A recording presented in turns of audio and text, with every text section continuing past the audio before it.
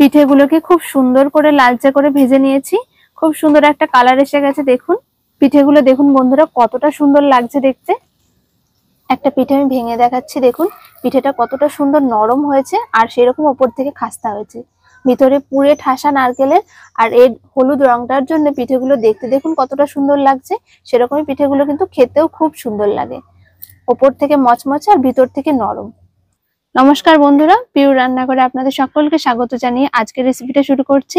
আর আজকে আমি শীতের রাঙা আলু বা মিষ্টি আলু দিয়ে মুগ ভাজা পুলি বানিয়ে দেখাবো। শীতের নানান রকম নিত্য নতুন পিঠের মাঝখানে কিন্তু পুরোনো দিনের এই ঐতিহ্যবাহী পিঠের কিন্তু স্বাদই আলাদা। তো চলুন আজকের এই ভাজা পুলির রেসিপিটা দেখতে থাকুন। ভাজা পুলি করার জন্য প্রথমে পিঠের পুরটা তৈরি করে নেব। তার জন্য দিয়ে দিচ্ছি কড়াই 1 বাটি নারকেল কোড়া। আমি এখানে নারকেলের পুর ব্যবহার করছি, সন্দেশের পুরও করা যায়। তার সাথে দিয়ে দিচ্ছি 1 বাটি এখানে খেজুরের গুড় নিয়েছি পাটালি। নারকেলের পুরটা তৈরি হয়ে গেছে। আর নারকেলের পুর আমরা কম বেশি সকলেই তৈরি করতে পারি, এটা কোনো বড় ব্যাপার না। একটু চিটচিটে হয়ে গেলে নামিয়ে নিতে হবে। পিঠের জন্য পুরটা তৈরি করা হয়ে গেছে। এবার আমি আবারও কড়াইটা বসিয়ে দিয়েছি আর কড়াইয়ে দিয়ে দিচ্ছি একটু সাদা তেল। আর এরকম একটা বাটির আমি 1 বাটি মুগ ডাল নিয়েছি, তো যে কোনো একটা বাটির মাপ করে নেবেন। তেলটাকে ভালো করে গরম করে নিয়ে মুগ ডালটা দিয়ে দিচ্ছি ভাজার জন্য। আর আমি এখানে মুগ ডাল যেটা নিয়েছি একটু বড় দানার, ছোট দানার নিলেও হবে। ডালটাকে দিয়ে মিনিট 2-3 মতন খুব ভালো করে ভেজে নিতে হবে, যতক্ষণ না একটু পোড়া পোড়া হয়ে আসছে আর একটু ডালের গন্ধটা বেরোচ্ছে। ডালটা ভাজা হয়ে গেছে। এর সাথে আমি দিয়ে দিচ্ছি এখানে 2-3টে কাঁচা লঙ্কা, 1 চামচ মৌরি আর 1 চামচ আদা আমি থেতো করে নিয়েছি, সেটা দিয়ে দিলাম। আর এই পিঠেটা কিন্তু এরকম একটু ঝাল মিষ্টি খায়, ঝালের পরিমাণটা কম বেশি করে নেওয়া যেতে পারে বা না দিলেও চলবে, তবে দিলে একটু ভালো লাগে খেতে। মশলাটার সাথে ডালটা মিশিয়ে নিয়েছি। এবারে দিয়ে দিচ্ছি 1 বাটির থেকে একটু কম আমি এখানে রাঙা আলু কেটে নিয়েছি, সেটাকেও দিয়ে একটু সামান্য নেড়ে নেব, ভাজার দরকার নেই। এবারে জল দিয়ে দিচ্ছি।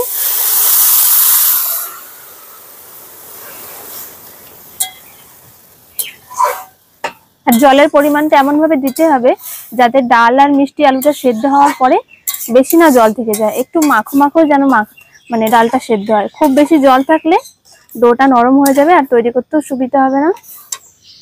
যে বাটি মেপে আমি ডাল নিয়েছিলাম সেই বাটি মেপে আমি এখানে 2.5 বাটি জল দিলাম।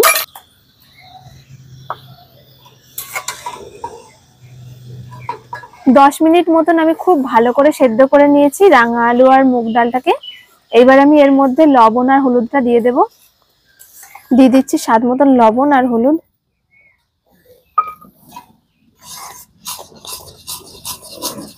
লবণ আর হলুদটাকে দিয়ে খুব ভালো মতন আমি ডালের সাথে মিশিয়ে নিয়েছি। আর দেখুন ডালটা কিন্তু একদম মোলায়েম ভাবে সেদ্ধ হতে হবে, খুব ভালো করে সেদ্ধ করে নিতে হবে। ডাল আর আলুটা খুব ভালোভাবে সেদ্ধ হয়ে গেছে। গ্যাসের আঁচটাকে একদম কম করে রেখে যে বাটি মেপে আমি 1 বাটি ডাল নিয়েছিলাম সেই বাটি মেপেই 1 বাটি আমি এখানে চালের গুঁড়ো দিয়ে দিচ্ছি। আর এটা হলো বাজার থেকে কেনা শুকনো আতপ চালের গুঁড়ো, গুঁড়িটাকে দিয়ে দিচ্ছি। আর এই পিঠেটা যাতে খেতে ভালো লাগে তার জন্য আমি এখানে দিয়ে দিচ্ছি 4 ভাগের 1 ভাগ ময়দা। এতে করে পিঠেটা খুব সুন্দর নরম হয় আর খেতেও খুব ভালো লাগে। এবার এই চালের গুঁড়ি আর ময়দাটা এই সিদ্ধ করে রাখা মুগ ডাল আর আলুর সাথে ভালো করে মিশিয়ে নিতে হবে। আর এই সময় আঁচটা একদম কম করে রাখতে হবে, নয়তো কিন্তু কড়াইয়ের নিচে লেগে যেতে পারে। খুব ভালো করে মিশিয়ে একটা ডো তৈরি করে নেব। পিঠের ডোটা খুব সুন্দরভাবে তৈরি করে নিয়েছি। আর দেখুন বোঝা যাবে কি করে, এরকম ভাবে কড়াই থেকে ছেড়ে আসবে। কড়াইয়ের নিচেটা দেখুন অনেকটাই শুকনো হয়ে গেছে, ডোটা একদম তৈরি। আর যদি সেভাবে না বুঝতে পারেন এইভাবে হাত দিয়ে একটু চেপে দেখবেন। এবার আমি ভাজা পুলির শেপগুলো দিয়ে নেব। আর ভাজা পুলির শেপ কিন্তু খুব একটা কঠিন কাজ না, যেরকম আমরা ভাপা পুলি পিঠা বানাই ঠিক সেরকমই। তো চলুন আমি এবার ভাজা পুলির শেপগুলো দিয়ে নিই। আমি হাফ হাফ ডোটাকে একটু সরিয়ে রাখছি, যেহেতু অনেকটা হয়ে গেছে মাখতে অসুবিধা হবে। এই হাফটাকে মেখে নেব। আর হাতে আমি এরকম করে একটু জল লাগিয়ে নিয়েছি, ঠান্ডা জল, এতে করে মাখতে সুবিধা হবে। আর একদম মোলায়েম করে মেখে নিতে হবে। একটু গরম থাকতে থাকতে কাজটা করে নিতে হবে, যেহেতু চালের গুঁড়ি কিছুক্ষণের মধ্যেই শক্ত হয়ে যাবে। খুব সুন্দর মোলায়েম করে আমি ডোটাকে মেখে নিয়েছি। আর দেখুন এরকম একটু একটু শক্ত রাখতে হবে, তবে খুব বেশি শক্ত না। এবার আমি একটা ভিজে সুতির কাপড় এর ওপরে দিয়ে দিচ্ছি, এতে করে ওপরটা টেনে যাবে না, এরকম করে ঢেকে দিতে হবে। বাকি আর একটা ডো যেটা আমি আলাদা করে রেখেছিলাম সেটাকেও একই রকম ভাবে মেখে নিচ্ছি।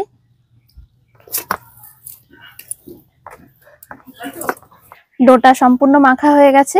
এখান থেকে অল্প একটু নিয়ে নিচ্ছি, একটা পিঠে শেপ আমি করে দেখিয়ে দিচ্ছি কিরকম হয়।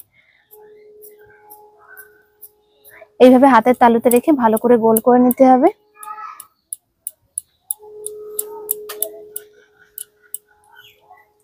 ভালো করে গোল করে নেওয়ার পরে মাঝখানে পুরটা দেওয়ার জন্য একটা বাটির আকারে শেপটা দিয়ে নিতে হবে, এরকম ভাবে গোল করে। তার ভেতরে পুরটা দিয়ে দিচ্ছি। এবারে মুখটা খুব ভালো করে বন্ধ করে দিতে হবে।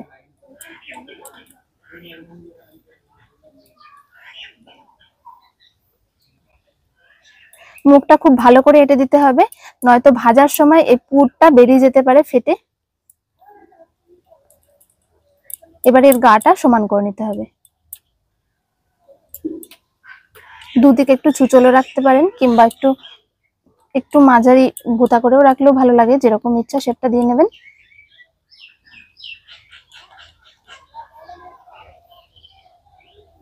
একটা পিঠে আমার বানানো হয়ে গেছে, আর এই রকম ভাবে সমস্ত পিঠেগুলোকে আমি বানিয়ে নেব। দেখুন এবারে পিঠেগুলো কিরকম লাগছে দেখতে। পিঠে শেপটা দিয়ে নেওয়ার পরে এর উপরেও একটা ভিজে কাপড় এইভাবে ঢাকা দিয়ে দিচ্ছি, এতে করে গাটা শুকিয়ে যাবে না। আর যদি শুকিয়ে যায় তাহলেই কিন্তু ভাজার সময় ফেটে যাবে। আরো একটা পিঠে শেপ আমি তৈরি করে দেখিয়ে দিচ্ছি। আর যতবার লেচিটা কেটে নেবেন ততবার কিন্তু এইভাবে ভিজে কাপড় দিয়ে ঢাকা দিয়ে দিতে হবে। পুরটা ভরার জন্য মাঝখানে জায়গা করে নিচ্ছি, পুরটা দিয়ে দিচ্ছি। আর পুরটা দিয়ে খুব ভালো করে মুখটাকে আটকে দিতে হবে। এই মুখটা আটকানোটাই হচ্ছে বড় ব্যাপার এই পিঠের। মুখ ভালো করে না আটকানো হলেই পিঠেগুলো ফেটে যাবে। এবারে গাটাকে মোলাম করে দিচ্ছি। আর একটা পিঠে আমার বানানো হয়ে গেছে, আর এই রকম ভাবে সব পিঠেগুলোকে আমি বানিয়ে নিচ্ছি। আর ভিজে কাপড়ের নিচে এভাবে ঢেকে দিচ্ছি। কিছু পিঠে আমি বানিয়ে নিয়েছি, আর পিঠেগুলো দেখুন এবারে দেখতে কতটা সুন্দর লাগছে। আর এগুলো ভাজার জন্য একদম তৈরি। আর বানানোর পর খুব বেশি সময় এভাবে রাখা যাবে না, তাহলে এর গাটা শুকিয়ে ফেটে যেতে পারে। এইভাবেই ঢেকে রেখে দেবো, আর ভাজার সময় এর নিচে থেকে এগুলো এক এক করে পিঠে বের করব আর ভাজতে থাকবো। পিঠেগুলো ভাজার জন্য আমি কড়াইয়ে কিছুটা তেল গরম করে নিয়েছি। এবারে এক এক করে পিঠেগুলোকে দিয়ে দেব। তেলটাকে মিডিয়াম করে গরম করে নিতে হবে, আর এক এক করে এভাবে ছেড়ে দিচ্ছি।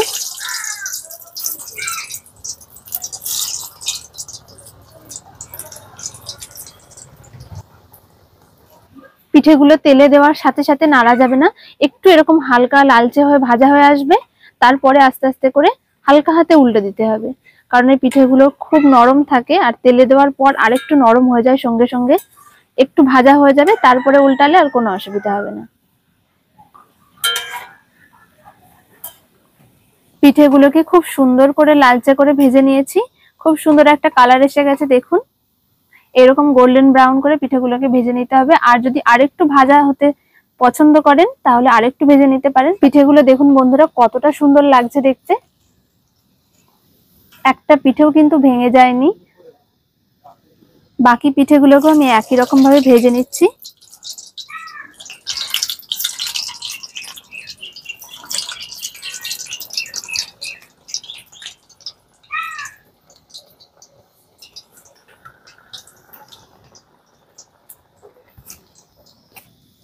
পরের আরো এক খোলা পিঠে দেখুন আমি ভেজে নিয়েছি এইরকম কালার করে।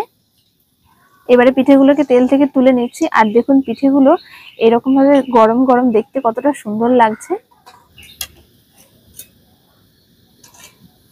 এরকম রাঙা আলু দিয়ে পিঠে খেতে কিন্তু দারুণ লাগে, শীতকালে টাটকা টাটকা খাবেন।